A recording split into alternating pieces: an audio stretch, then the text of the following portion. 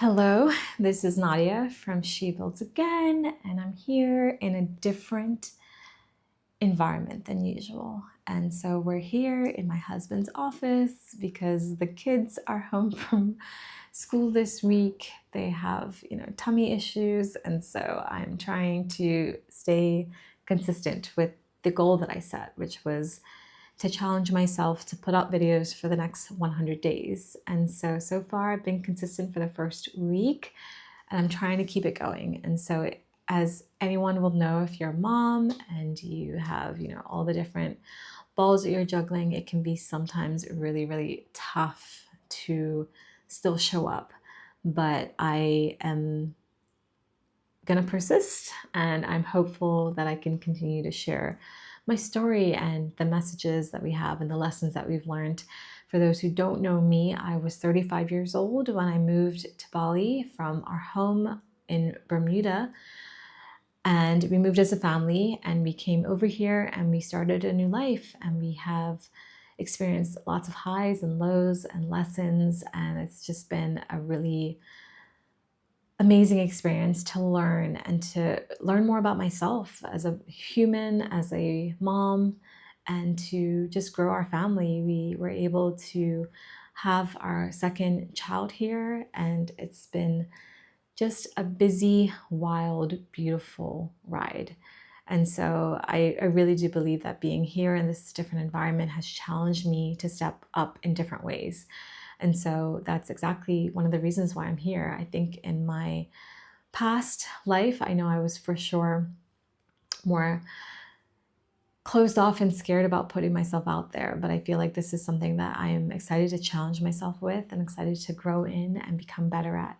So in this video in particular, I want to talk about things that I miss about home more than I expected. And so I think when you leave and you go to a new country, you are just so excited for the new environment and the things that that country has. And trust me, there's so many things to have just so much joy about this new life that we have. But there are definitely things that, if I'm being honest, I really do miss about our home in Bermuda. And so I want to share about those in this video, because sometimes I can make it seem like my experience there was all bad, when really there were some incredible parts of our life that I still hold on to, I still miss, and I still, I think are just beautiful things that have added so much value and richness and benefit to my life. So one of the things that I would definitely say that I miss about life home in Bermuda is Christ-centered friendships. And so when you move to a new country, especially Bali, I feel like you meet so many awesome people from all around the world, and you bond over different things like shared values, or it could just be passions that you have, whether it's art or music or even just sports. So many people meet in sports like paddle, or through even like their children's school. We've met a lot of friends through our son Zacchaeus' school.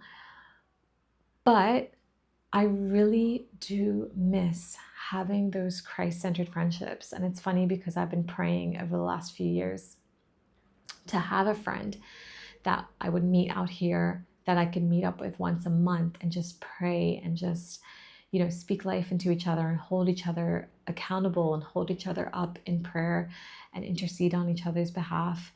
And I haven't yet found that, but I feel like I'm getting closer. And so the reality is that back home, I have these incredible friendships, and some of them I've grown up with since I was little. Like my very best friend, we've kind of always gone through the same things together, and we've been best friends literally since we were in diapers.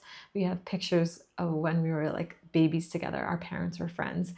And so yeah, even her, sometimes she'll send me memes or like a little encouraging prayer or something like that. And it's so beautiful to have these Christ honoring friendships, because my husband always says this saying: if you're a believer by yourself, you know, it's going to be so hard to go through the highs and lows of life. But if you have even just one other person to do this life with, then your odds of success in navigating all of those lows, especially, and those highs, making sure that you stay humble, increase significantly. And so, yes, for sure, I have my husband, but to have another friend who I can confide in and who I can pray with, oh my gosh, it's such a beautiful thing. And I really, really miss that about back home. And so, in addition to my best friend, a lot of my other friends that I've met have been through church, through our shared faith. And for me, I definitely believe that the bond is just so strong because you've seen each other, not just in your highlight reel seasons and your fun seasons, you've seen each other and you navigate those low, messy, complicated seasons, whether it's job loss or financial insecurity, or it's, you know, everything from relationship issues, or it could be, you know, just life in general, losing a parent. All of these things, these friends have been able to travel through with me and navigate through with me and lift me up, even at times when I remember I wasn't able to pray, when I lost my dad. Like, I had people, I had my cousin, I had my close friends who were literally interceding on my behalf. And oh my gosh, I don't know if I would have been able to like withstand some of those lows, some of those things without their support, without their love, and without their prayers. And so I for sure miss that richness. And it's funny because when I went back home in Bermuda, I met up with two of my faith-based friends. And I remember one of them in particular, like we were only together, we had like a short little coffee date, and then I had a meeting afterwards. And we were only together for maybe like 25 minutes, maybe 40 minutes max. But the thing is, like, I got so much from that conversation. I got so much from that time that we spent together. And it's funny because seeing her and how she is living out her faith encouraged me to go deeper in my faith. And so if you hear screaming in the background, it's my kids. So yeah, I remember we were just having this conversation and we were chatting. I was sharing with her about some things I'm working on, some ideas I have. And I looked up and I looked at the time and I realized I was late for a meeting I was supposed to get to. And I was panicking because this was an important meeting for me. I was going to share an idea and a proposal for a project I want to work on. And anyways, this friend, amazing friend of mine, not only did she help me physically, we jumped in her car, she drove me straight to the meeting, but she was praying with me the whole time. She was like, dear God, I just pray that that there would be no kind of adverse effects, no negative, impact from us being late. Lord, I pray that other people would be late. I pray that all these things. And it's so funny because we got there and I was anxious and I was scared that I had ruined the meeting, I had ruined my chance, and other people that were supposed to meet with us were also late. So they were like, yeah, just wait here. And eventually we went into the meeting maybe like 15 or 20 minutes later. But oh my gosh, like having a friend to like just pray on your behalf, oh my gosh, it is so beautiful. And when everything is going well in life, when seasons are great, then maybe you don't realize that you need that. But when things are bad, when things are hard, when you are like at the end of yourself, you realize how important that is. And oh my gosh, I'm so grateful that I have those friends back home. And actually, after this video, I need to send some of them voice notes because I just need to remind them and thank them for all the ways that they've prayed with me and just lifted me up. And even since I've moved, there are so many that still check on me and check in on me, and I'm so grateful. So another thing that I really do miss about being home and being in Bermuda is, like I've mentioned before, Bermuda is a very small island. It's 64,000 people. It's like an hour from one end of the island to the other, maybe an hour and 5 minutes. And the thing is, when you are actually a Bermudian from Bermuda, it comes with lots of benefits. If you are a citizen from any country, whether it's the US or the UK or anywhere that you are a citizen, it comes with lots of benefits that you maybe take for granted sometimes. And when you move to another country, yes, you may get the right to live there, but you don't necessarily get the right to work there, or there are certain conditions and rules around you living there that you have to follow. Whereas when you're from a country, you just don't even have to think about it. You don't have to think about starting a new business. You don't have to think about starting a bank account. It's all just stuff that you do and you're allowed to do, and it's easy. And so I would say that that's one of the things that I definitely have realized I miss and I took for granted. And yeah, it's something that you get used to, like all the different rules, and you have to stay abreast of the different rules because it can change depending on different political parties. But it's something that I realized how easy I had it back home was just, if you want to start a business, you can just have the idea and bring it to fruition. You don't have to really jump through a lot of hoops, especially in a place like Bermuda where there are, just different organizations like the Bermuda Economic Development Corporation that are set up to help Bermudians in business, or people in business, or residents in business. And so, yeah, that's one cool thing that I miss. Another thing is the holidays. And we have so many different holidays that we have time off for here. At least the kids have school off for, but we don't actually celebrate those holidays. And we're still learning about a lot of these holidays. And so, for instance, there are Balinese holidays like Nyepi, which is Silent Day, that's coming up next month. Then there's, we even recognize Chinese holidays. So this year we had a school holiday for Chinese New Year, even though it's not widely celebrated here in Bali. And then there's just loads of different holidays, from Ramadan to just lots of different religious holidays that are celebrated in Indonesia, and they're honored with time off for staff and teachers. And we're literally just still learning about them. And whereas in Bermuda, we also got to partake in those holidays.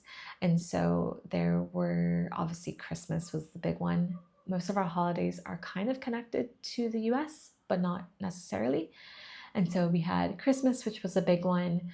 We don't celebrate Thanksgiving, although we do sometimes have like a meal as a family. It's not something where we have necessarily a day off of work unless you work for an American company in Bermuda. But Christmas is the big one. And then we have our own cultural holidays. Like we have Cup Match, which is a 2-day cricket match that celebrates the emancipation of slavery. And so we have amazing, cool holidays, and you actually get to partake in it when you're from that country. And so, for instance, another one that we have is Bermuda Day, which is usually around May 24th, although it can change depending on the day of the week. It's usually celebrated on a Friday so that you have the long weekend. And yeah, there's just so many great cultural holidays that you celebrate. And I think that kind of leads into the next one, which is the cooking and the national dishes. And I love Bali. There's so many, you can literally find food from every single culture, every single country. Like some of our favorite restaurants, we love this Korean place. It has like the best Korean fried chicken and, Korean fried rice. They have like, what is it called? Kimchi fried rice. It's so good. And we have different Indonesian restaurants that we like. We have different, just Western places like pizza and burgers and all of the things. We get an abundance of great food here. But I definitely miss having not only like my family's cooking, my mom's cooking. She makes like the best roasts.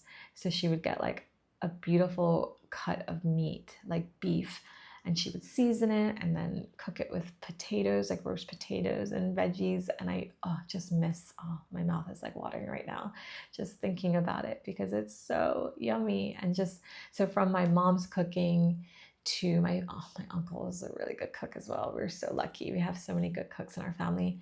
But then there's also just the national dishes that you get to have every once in a while. And so one of our national dishes in Bermuda is codfish and potatoes. And so it's like salt fish that you cook with boiled eggs And then in addition to that, you have like so many different sides. And so a lot of people make like a butter sauce with onions, and then they make like a tomato sauce, and then you cut up avocado, sliced avocado, and then sliced banana or long banana. And so it's just, it sounds, you know, like this whole concoction of different flavors. And it's like sweet, savory, salty, umami. It's like everything in one plate. But it's so good. It's really, really good. And it's funny because when I was a kid, I was like, it smelled really strong when people were cooking codfish and potatoes, and so I didn't really like love it. But as I've gotten older, I'm like, oh, it's so good. It's so yummy. Anyways, so there's that, and then there's, in addition to that, we use the same like codfish the salted codfish that we boil, and potatoes, and we make these fish cakes. And so usually we do that for around Easter, right before Easter, it's Good Friday. And so we make these codfish cakes with like parsley and different seasonings. And oh, it's so good. It's so yummy. And then you fry it. So you have like the little patty, and then you fry it on both sides, and it's just crunchy and salty and so, so good. And you can pair it with like a hot cross bun, which is like the sweet element. And so, yeah, we have some good cultural dishes that I for sure miss. And we sometimes, when we're lucky, we get to bring in the codfish, and we get to obviously we have local ingredients that we can use, like potatoes and the herbs and stuff to make the dish, but it's so good. And it's like a little slice of home when we get to actually enjoy that. So yeah, I'm looking forward to that in a few weeks, hopefully. Yeah, and the last thing obviously is like the most important thing I realized is like you miss family. And I think for me, like I've never been someone that really misses things, because I don't think I allow myself to think about it. I think I just like immerse myself in where I am. But when I think about like the relationships I have, I think about like my cousin Kamala, I think about my sister, I think about my mom, I think about my nieces, I think about all of these beautiful relationships that I have back home. And I realize that you miss so much of what's going on in their lives, and they miss so much of what's going on in your life. And it's like the ultimate trade-off. It's like you've traded, you know, other things like mental health, you've traded things like a better quality of life, you've traded things like a lower cost of living, but you miss out on just the everyday of having your family nearby and things that you take for granted of. One of the things that I realized, though, on the flip side, and was that my love language is quality time. And one of the things that has been a blessing, perhaps from moving, is that when I do see my family, when I do see my friends, we have to be so plugged in. We have to soak up every second. We have to enjoy all the Christmas activities. Usually I go back home for Christmas. So it's like the Christmas pajamas, the Christmas decorating trees, and the cookie decorating, and the gingerbread houses, and the movies. You try to soak up every moment that you have with your family. Whereas when I was living in Bermuda, I remember like I would see them all the time, but it didn't feel like we were actually connecting, because we were kind of missing each other. Like we were in the same space, we were in the same room, we were eating at the same table, but we weren't really being so, so grateful for all of the time that we have, the limited time that we have.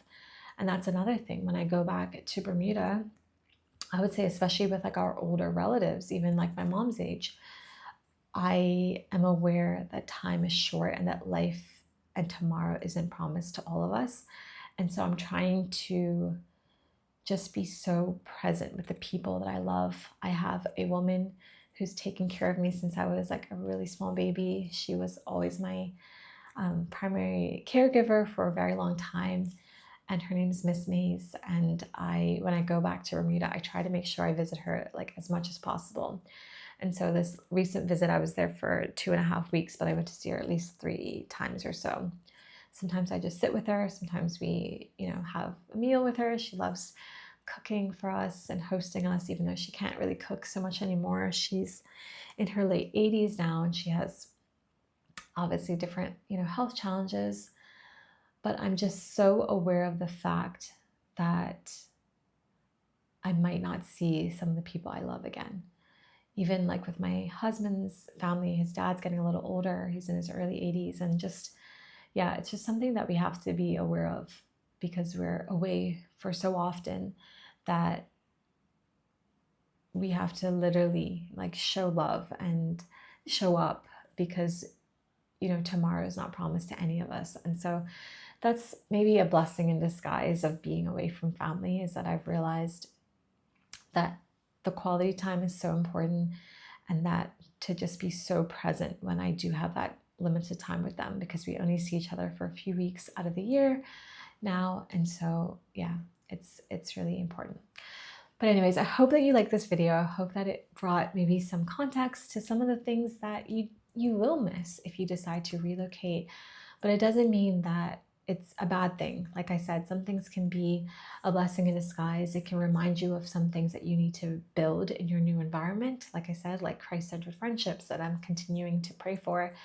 And just, it's okay to miss things. It's okay to miss people. It just reminds you that they're important to you and that you love them. And the great thing is there are so many ways that we can still check in with people we love. We can call them so easily with WhatsApp. We can send them videos and pictures. That's usually what we do. We send videos and pictures of the kids, and we try to our best to, yeah, just check in with people that we love every once in a while. And to be honest, you can always do a better job. Definitely with me, I can always do a better job at this.